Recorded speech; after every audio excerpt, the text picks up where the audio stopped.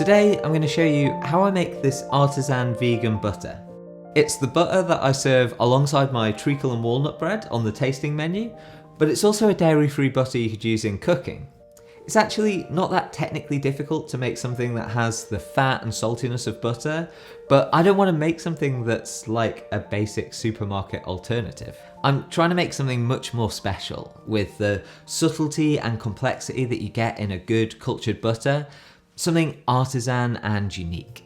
I want mine to have soft grassy notes and hints of fermentation, and for it to take you to the countryside on a summer's day. Sun-warmed fields, toasted hay, even a little hint of smoke somewhere in the distance. That whole atmosphere and feeling is what I was thinking about when I created this. As I go through the process, I'll show you where those flavours come from and which of the steps you could simplify if you want to make a simpler version. Now we're going to get into the method, but it does help first to really understand what we're trying to create. A butter serving gives us essentially two things. There's the fat and texture it provides, and then its flavour. So the key is getting both of those harmoniously in balance. Making something that's rich and spreadable at room temperature, with flavours that are warm, comforting and deep. The way I approach that is with two main elements. The flavoured fats are going to bring in those soft aromatics, and then there's the cultured fermented base of the butter. We'll start off with this cultured base. For this, I use two ferments, a cultured cashew milk and a fermented cashew pâté. If you wanted to do a really simple version, you could skip those ferments and instead just use a little plain cashew milk and perhaps a touch of miso. Now, for that cultured milk, I add a little plant-based yoghurt starter to the cashew milk and hold that at 30 degrees C for 24 hours.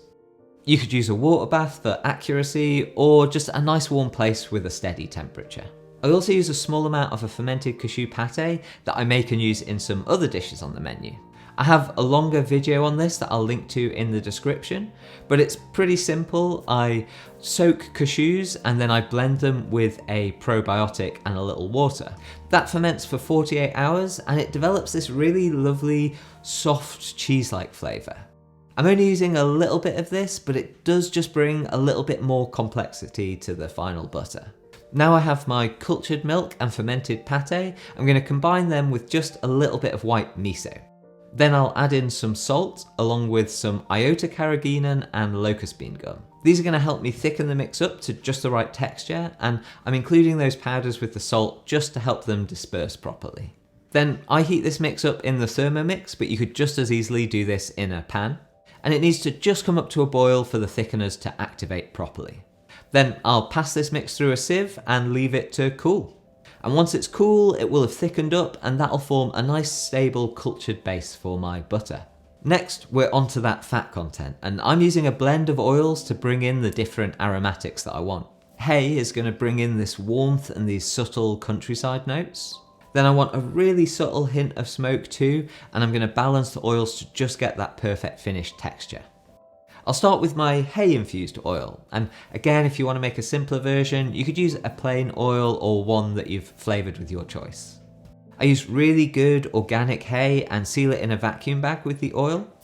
Then this is held at 60 degrees for 12 hours in the water bath to slowly infuse.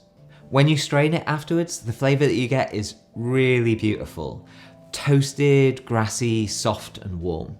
I also then give this oil just the tiniest hint of smoke. I use a smoking gun for this, and I can burn a little bit of the hay and feed that smoke into a blender along with the oil, so that the oil gets just nicely, briefly exposed to that smoke flavour.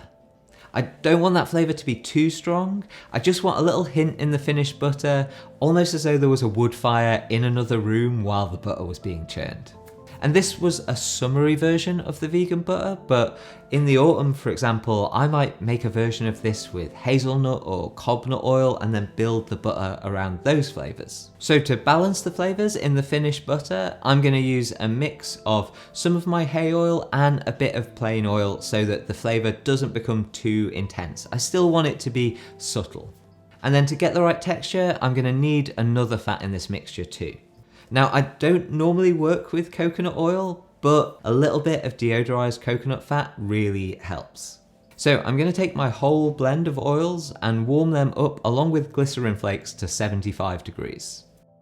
Those flakes will dissolve, and then as the mixture cools, the glycerin is going to just slightly thicken up that fat mixture. It's also going to help to emulsify everything together and keep it stable when we finish off the butter. In the fridge, my oil base is going to set fairly solid, so I need to bring it out and back up to room temperature ready to work. Now, bit by bit, I'm going to add my cultured cashew mixture into that fat base while blending.